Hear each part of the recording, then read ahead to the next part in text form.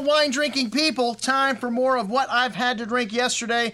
Always happy to see our friends from Washington State, and I've met Trey Bush several times at this auction of Washington State wines.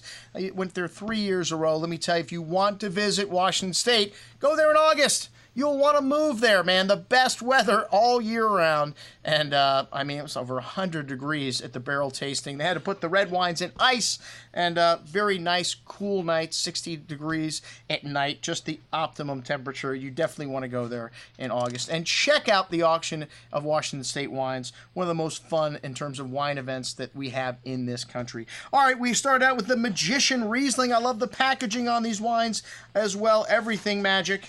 And this is from the Evergreen Vineyard overlooking the Columbia River, planted in the early 70s. This wine's 100% Riesling and has that classic peach and fresh apple fruit on the nose, hints of white flowers, and just a whiff of that fusel character that you get from Riesling coming out. Still very young wine. A touch of residual sugar here, but still bright, crisp green apple. Nice tangy tangerine citrus on the finish, leaving the tongue salivating for food. Very good juice at $19.50. Sleight of hand, Levitation Syrah. This wine makes me want to levitate. They use all Diam corks here. I love it.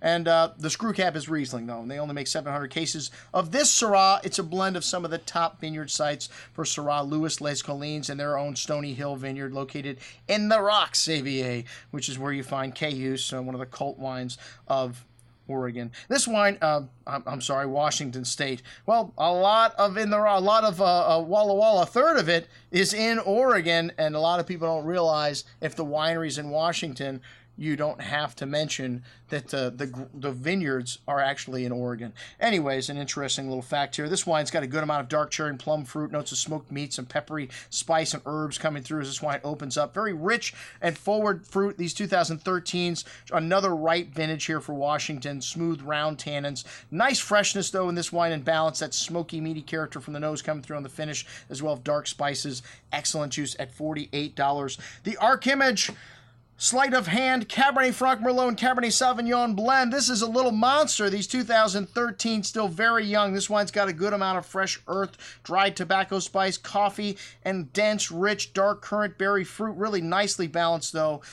This has got big fruit, but some tannins definitely coming through in this wine. It definitely needs a little bit of time, but everything in proportion. Cedar, tobacco spice, really lovely complexity. Excellent juice at $52.50. And then the Illusionist Cabernet Sauvignon. This one's got a bit of Petit Verdot Cabernet Franc in the blend.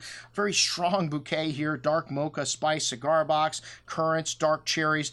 Big and chewy on the tongue. This wine's got some tannins here, but, I mean, they are fairly ripe and round, and there's just an array of herbs, cedar, tobacco lingering through the finish. This wine needs a bit of time, but has all the right stuff, and in proportion. Most excellent juice at $52.50.